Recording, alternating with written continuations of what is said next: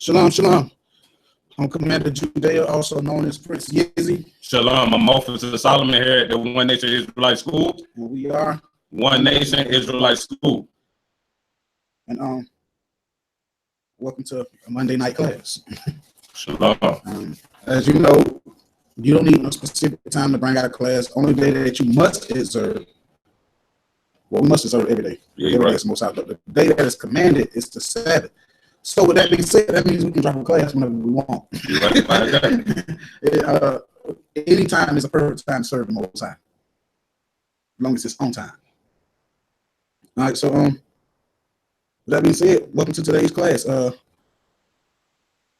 Before we get started, I want to take the time to start, issuing this and before every class we do now. We're going to send up some prayers.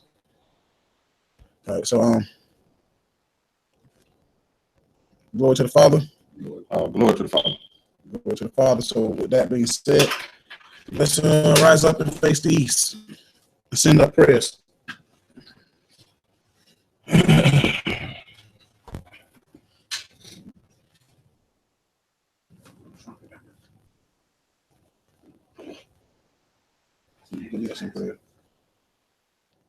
It should say on your thing. Let me see. You will be some prayers. All right.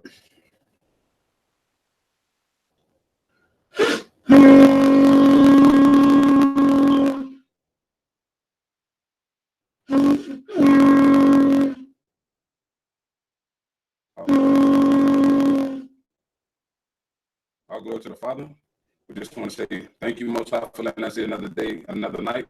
Thank you for putting the shoes on our feet, the clothes on our backs. Thank you for giving us a roof to sleep under. Thank you for providing food on the table for us to eat, Father. Thank you for everything you have done for us. Thank you for the good and thank you for the bad. Thank you for all your judgment and chastisement you have done to us. Father, we appreciate it and we're grateful. Father, also, we just want to say that we want to ask you for forgiveness every day. And please forgive us for our shortcomings and our sins that we commit that's unknown, Father, and that's known. We ask that you lead us, guide us, direct us, and show us the right way every day. And give us more knowledge, Father, and let us grow and stay strong in the spirit and in truth, Father. Let us be very faithful and loyal to you, for you always have been loyal and faithful to us, Father. For you have not turned your back on us, Father. So let us just be your faithful servants and use us any way that you will, Father. Let us bring out your heavenly word and let us wake up the lost sheep. Let us speak your unspeakable oracles, Father. Let us go out there and in your field, Father. For these temples are not ours, they're yours, Father. Let us keep up with them. Put your heavenly hands on us and make sure that whatever you need us to do, Father, that we're doing it for you and no other reason, Father. Let us be the leaders that you want us to be and the man of Israel that you want us to be, Father. Provide every single man with a wife that's out that single, Father, and provide every sister with a husband, Father. Father, please bless us in our gifts and our talents, Father. And we want to glorify you and give our praises and honor to your name, Father. This is your son, Solomon ben Israel. Praying the action of these things to your son, Yahweh Shai name. Amen. Amen. All right. Yeah, I thought it was going down too. And finally, my brethren, be strong in the Lord and the power of his blood. His blood, his blood, his blood, his blood, his blood, his blood, his blood.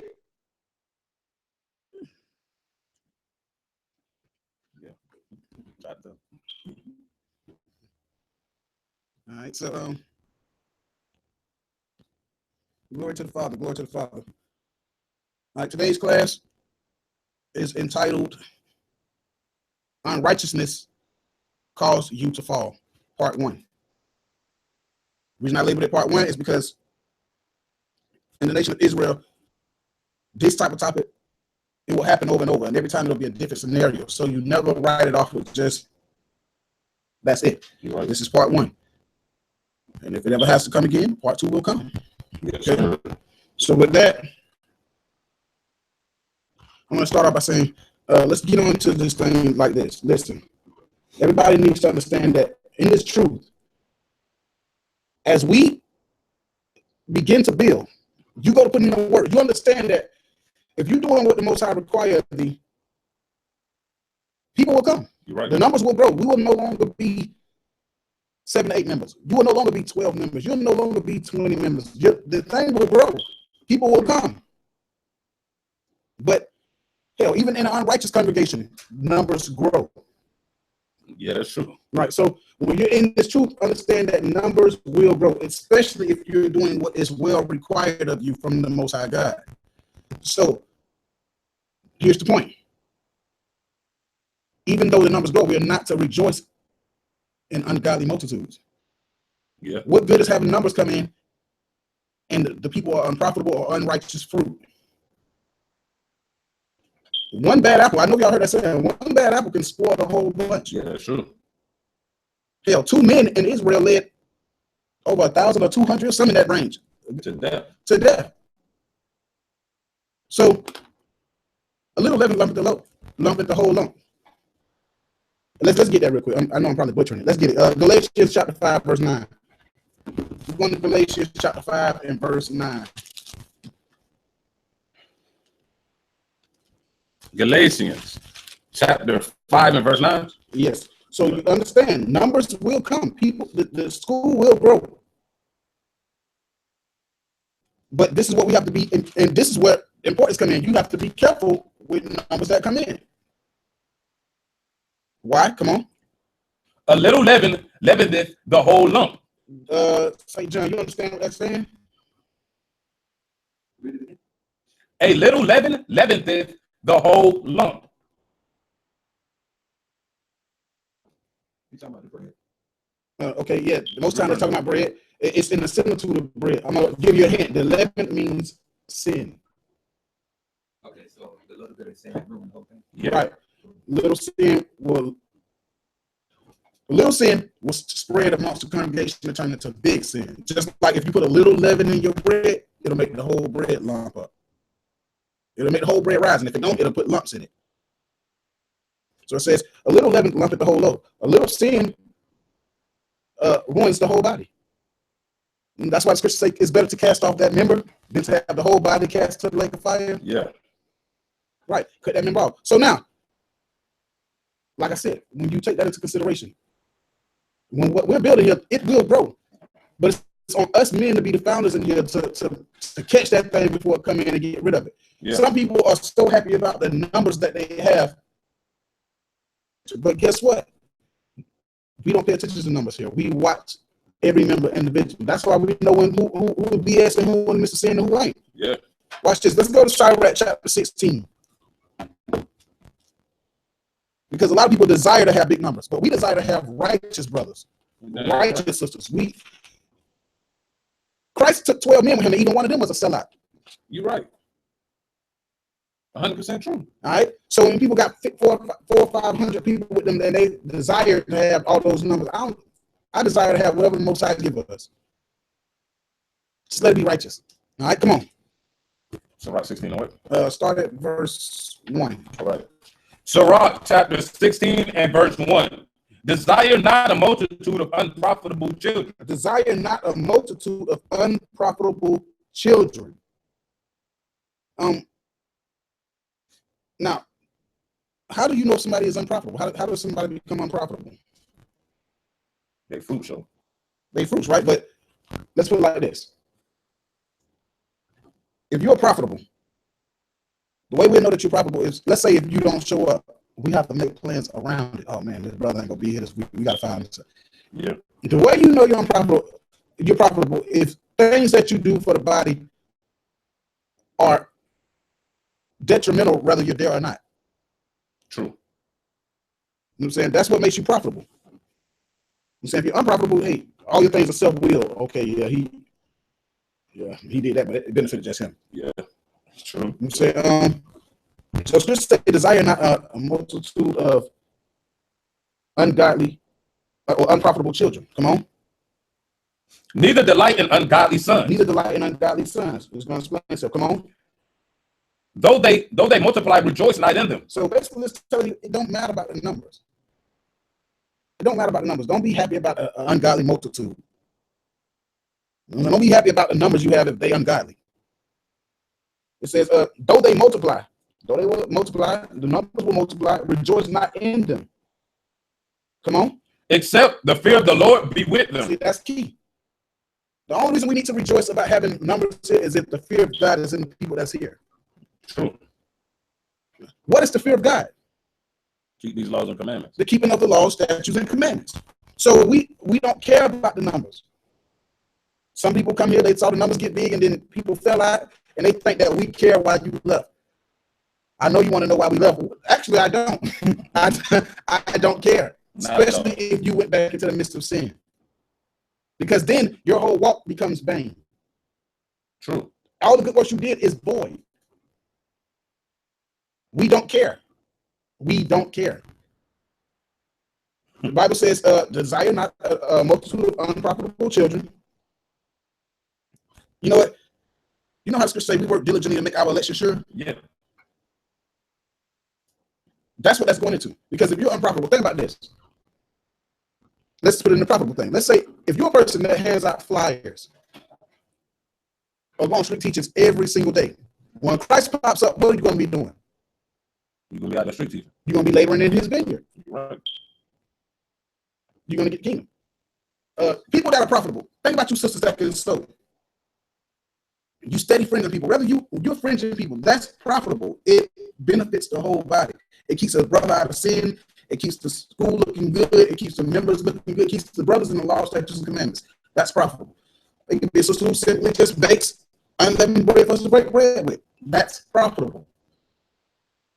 A lot of people get twisted because, watch this. Hold on, we're gonna finish it. Let's read from verse 2 again. Verse 2. Though they multiply, rejoice not in them. Except the fear of the Lord be with them. All right, come on. Trust not thou in their life. Neither respect their multitude. Don't respect their multitude if it's a bunch of sinners. Watch this. Come on. For one that is just is better than 1,000. Hold on. Read that again. For one that is just is better than 1,000. Most I said, for one person that is just is better than 1,000. Come on. And better it is to die without children than to have them that are ungodly. Say it's better. You know, some people, they desire to have a lot of kids. The Most High said, what's the point if they all ungodly? So it's better to have died without even having children than to have them that are ungodly. To have 1 million kids and all of them ungodly. It's better to die. You might as well have died without having them. So when we take that into consideration, watch this. Now, we're going to show you that numbers really don't matter. I'm going to show you that right now. Give me Matthew chapter 2.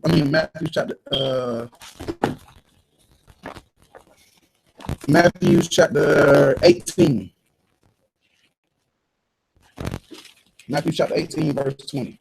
Matthew chapter 18 and verse 20.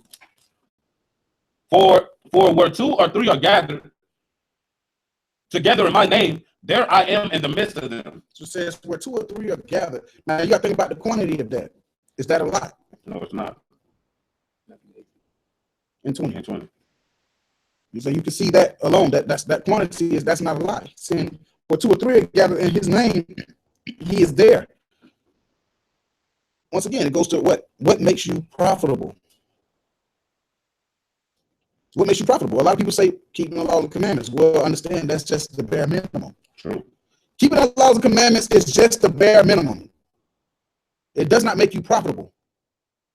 That's the bare minimum. As a fact, give me Romans 12 and 1. We're going to prove that.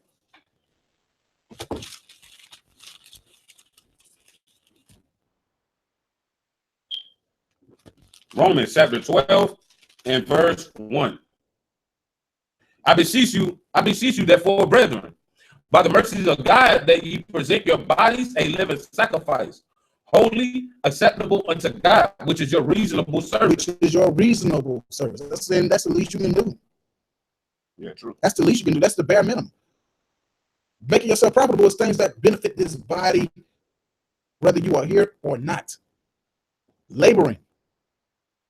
Going over and above. Not just doing the bare minimum. Some of us, we just, hey, I'm just keeping the commandments. Well, no, damn, brother, let's go hit the streets. God damn.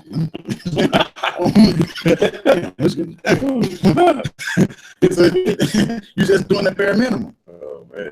So when it comes to that, a lot of people don't want to put in work, right? We get on, and then when you get on them about the slackness, when you finally point out their slackness, they become offended and they fall out. And you can tell you're offended because you start slumbering, you start putting in the works, Yeah. you start coming around little, showing up late. If you over technology, we shouldn't street teachers why the videos being posted, things like that. We can see through those little things there that you don't like correction. Yeah. Now, let's get into that part of it. Because this right here be some of the very reasons why people fall out. When I said unrighteousness causes you to fall out, the first part was you may be an ungodly multitude. The numbers don't matter. How many people come in don't matter. They may fall out in the end anyway. Yeah. That don't matter. All right. So now let's go into the second part. Some people fall out because of correction. Let's go to Proverbs 15 and 32. Let me show you something about that real quick. Proverbs chapter 15 and verse 32. All right. Proverbs chapter 15, verse 32. He that refuses instruction despises his own soul, but he that heareth reproof getteth understanding. So he that refuses instructions despises his own soul. You hate your own soul. But he that heareth reproof getteth understanding. Reproof is another way of saying correct. Yeah, true. They get corrected. They take instructions, things like that.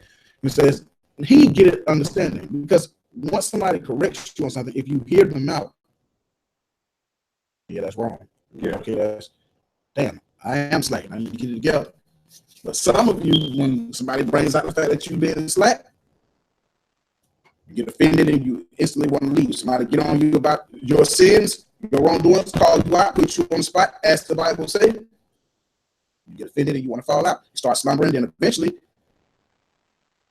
what I told you, slackness leads to sleep in the truth, and then eventually cast you into a deep sleep, meaning falling out of the truth. Yeah, true. All right, so I'm gonna show y'all something. Watch this. Remember that he that refuses instruction despises his own soul. Give me wisdom of Solomon, chapter 3, verse 11. Wisdom of Solomon, chapter 3, verse 11. Wisdom of Solomon, chapter 3 and verse 11. Right. For whoso despises wisdom in nurture, he is miserable. All right. So it says, whoso despises wisdom in nurture. You know what that nurture is? Nurture means counsel or correction. All the things that will build you up. He that despises nurture, you despise these things here. Give me 2 Timothy chapter 3, verse 16 and 17, and then we're going to come right back to finish this verse out. 2 Tim 3 and 16. 2 Timothy 3 and 16. Right, and then we're going to come right back. 2 Timothy chapter 3 and verse 16. All scripture is given by inspiration of God. Right. And is profitable for doctrine. For what? For doctrine. For reproof. For what? For reproof. Come on. For correction. There it is. Come on. For instruction. Come on. For instruction in righteousness. Right. That the man of God may be perfect, thoroughly furnished unto all good works. So he that let's go back to Wisdom of Solomon 3 and 11 again. Wisdom of Solomon chapter 3 and verse 11. For whoso despises wisdom and nurture, he is miserable. He that despises nurture and wisdom, he despises all those things that we read in 2 Timothy. That's what it's saying when you despise nurture. You despise all those things that's in 2 Timothy. All right. So it says, he that despises wisdom and nurture is what? Come on. He is miserable. You're miserable. And their hope is vain. The hope is vain. Their labors unfruitful. That's that thing I was talking about. When you go back into sin, all your works are unprofitable. Your whole walk was in vain. Come on. And their works unprofitable. When their works are unprofitable, that's it. Their works is unprofitable. So when we take that into consideration, then we jump over to Sirach. Watch this. Because correction is nurture. So when we call you out for things that you're doing wrong, that's just nurture. It's trying to make you what? Early furnished. As 2 Timothy 3 and 17 said. I'm going to read it one more time so we keep that thought clear. 2 Timothy chapter 3, verse 17.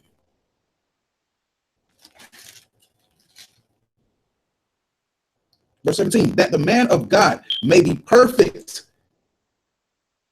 thoroughly furnished through all good works. That's what that nurture is going to do. That's what that correction is going to do. But some of us get offended and we don't like it. You want to know why? Sirach chapter 32, verse 14 and 15. Sirach chapter 32, verse 14 and 15. Sirach chapter 32 and verse 14. Whoso fears the Lord will receive his discipline, and they that seek him early shall find favor. So they that whoso fear the Lord will receive his discipline, meaning his correction. Yeah. And it says, and they that seek him early shall find favor. Now watch this, verse 15. He that seeketh the law shall be filled therewith. He that seeketh the law shall be filled therewith. Here's the point. But the hypocrite will be offended thereat. But the hypocrite will be offended thereat. The hypocrite will be offended at correction. The hypocrite will be offended at the laws of the Most High God. The hypocrite, that's key. I don't know if that ring a bell, y'all. That's heavy. Yeah. That's heavy. Watch this. Why? Why is that? Most High called him a hypocrite for a reason. Give me Matthew 11 and 6. Matthew chapter 11, verse 6. Matthew chapter 11 and verse 6. And blessed is he whosoever shall not be offended in me. Hold on. So the Most High said the hypocrite will be offended thereat. But blessed is he that is not offended in me.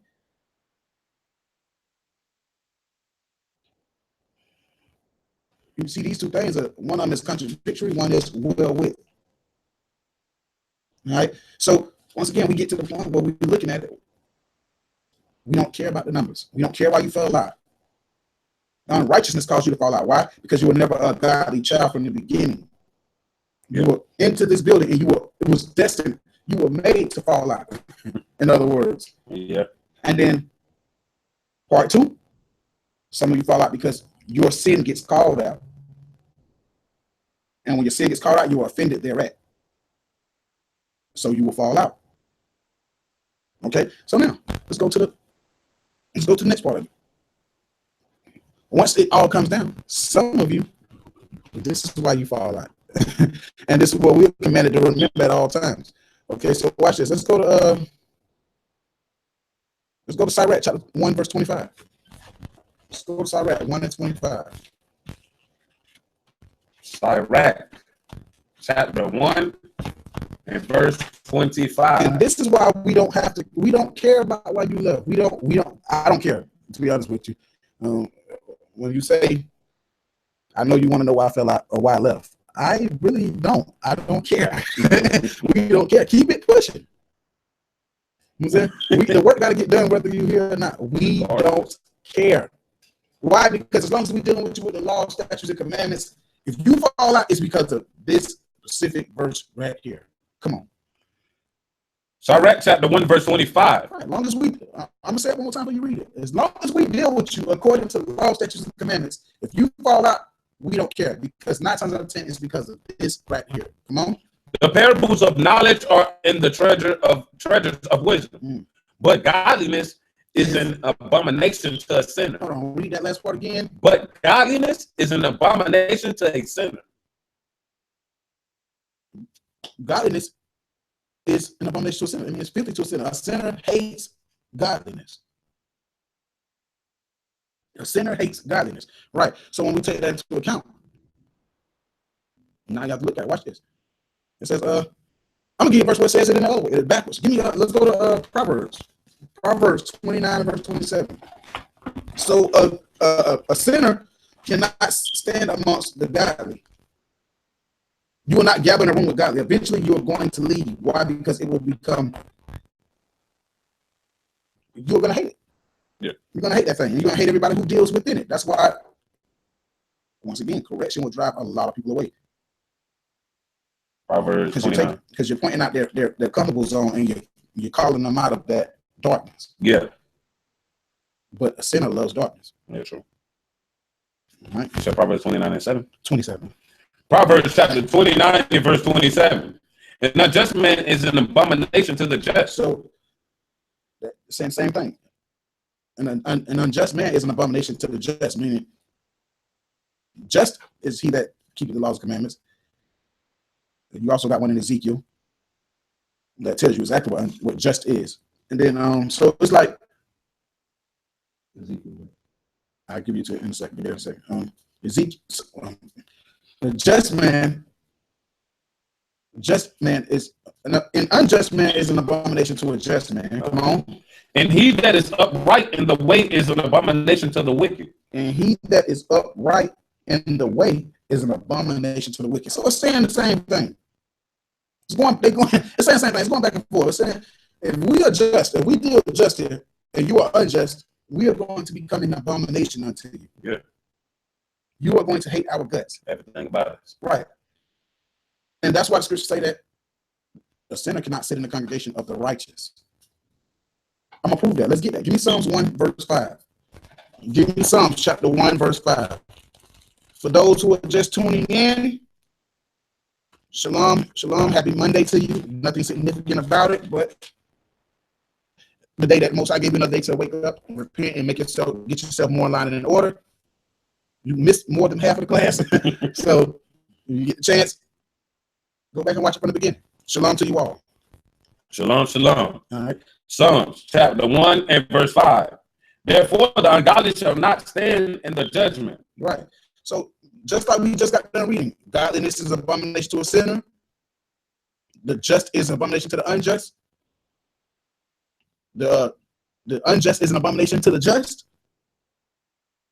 For those very causes, those reasons. Verse 5.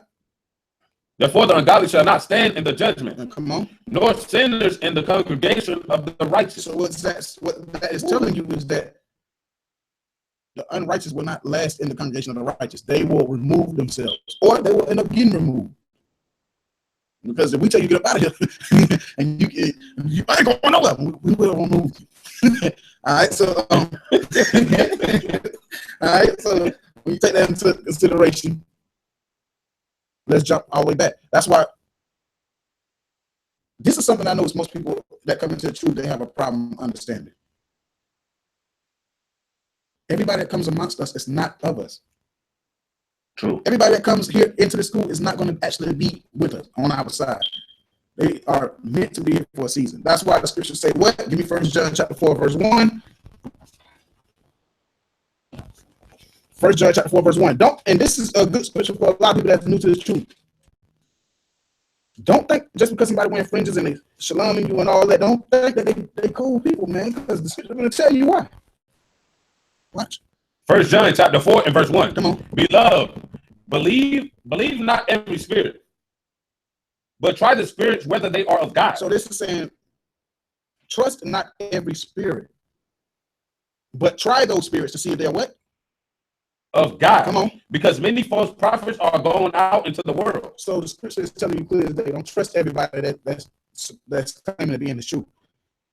Just because they got a fringe and a firm handshake and a shalom, that they ain't all. Some of these brothers is just as wicked as could be. Yeah. Some of these sisters ain't nothing but a snare. True. Don't trust every spirit. Try them. And that's like what it is true. You best to try every spirit. Don't think because people come up in here, they in for the long haul. True. They'll be here today and gone tomorrow. And doing what? Spreading lies and tearing out the name of our school. If they could. But as long as we keep the most out of these commandments, they ain't gonna stop this movement. They're gonna fail. They're gonna get this work. Right? All right. Watch this. So trust not every spirit. Watch this. 1 John 2 and 19. We're gonna close it. 1 John chapter 2 and verse 19. So trust not every spirit. Come on. They went out from us. So they came out from us. Come on. But they were not of us. But they was not of us. For if they had been of us, they would no doubt have. Hold on. Most I made that for a certain right there. Read it from the top again. Hey, St. John, listen to what this thing is saying, man. Yeah, come on. They went out from us, but they were not of us. For if they had been of us, they would no doubt have continued with us. But they went out that they might be made manifest that they were not all. Oh man. Be made manifest that they were not all of us. Right. That's straight up. You ever had people that you thought was on your team and then out of nowhere they just switched out, right? Most I said, and you like, man, he used to be real, but then he just turned fake. No, the most I said he was never real. He was never real. I'm sorry, that was funny. He was amongst you, but he wasn't with you. He was just there for the ride. He had on that. Right. So that's how it is, and it's true. Everybody that come amongst us, they ain't with us, man. They gonna be here for a season, and when they see the opportunity, they gonna jump some. That's like the spies in Israel. Yeah, true. The spies in Israel, Galatians 2 and 4. That's like the spies of Israel. But man, just understand that everybody that's amongst us, everybody who's screaming shalom, dapping and fringing and everything else, that don't mean they with us. It's true. They just here for the ride. We'll be here for a short season. Right. And then most I shake that tree, and then hey, apples fall off. So get out of here. With that, I'm gonna say that's pretty much this class is sound. This class is sound. The point of me doing this thing is unrighteousness cause you to fall out. Nothing and no one else. And we don't care. Yeah. We really don't care why you left. And all in all, stop blaming people for you falling out. Right. And when it comes down to it, and just in general, anybody, if you let's say you fell out, it doesn't hurt us if you fall out and you go back into wickedness. Because then it ain't got nothing to do with us anyways. It don't matter. We don't care. It only hurts to lose somebody that is righteous. Yeah. It only hurts to lose someone that's righteous, but it doesn't hurt as bad as long as they keep pushing this truth. You know what I'm saying? And that's a sad case to see your brother fall from this truth and go into wickedness. Yeah. You know what I'm saying? But the point of the story is, I keep saying that we don't care. We don't care. All right. We're gonna do the work regardless. Oh yeah. So everybody out there, don't be the next to fall out of this truth, man. Please don't. Don't be the next to fall in the midst of wickedness. All right. So unrighteousness causes you to fall out, part 1. I'm quite sure it'll be at 3, 4, 5, 6, 7, 8, 9, 10. Because Israel is redundant. Yeah. All right. So let's skip. If you got nothing you want to add, let's skip Matthew 26. I think it's pretty sound. What's time? It's cold cutting. Matthew chapter 26 and verse 6.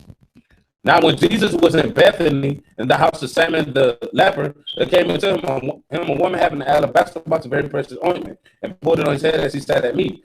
But when his disciples saw it, they had indignation, saying, "To what purpose is this waste? But his ointment might have been sold for much and given to the poor." When Jesus understood it, he said unto them, "Why trouble ye the woman? For she hath wrought a good work upon me. For ye have the poor always with you, but me you have not always. For in that she hath poured this ointment on my body, she did it for my burial. Verily I say unto you, whatsoever this gospel shall be preached in this whole world, there also this that this woman hath done be told for memorial of her." So wherever we go, we are required to speak about what this sister did for the Most, for Yahweh, prepare him for his burial. Showing you women are important to the truth. And with that, I say shalom. Shalom. One Nation Israelite School. Yes, sir. Coming at you live. Shalom. Shalom. Shalom.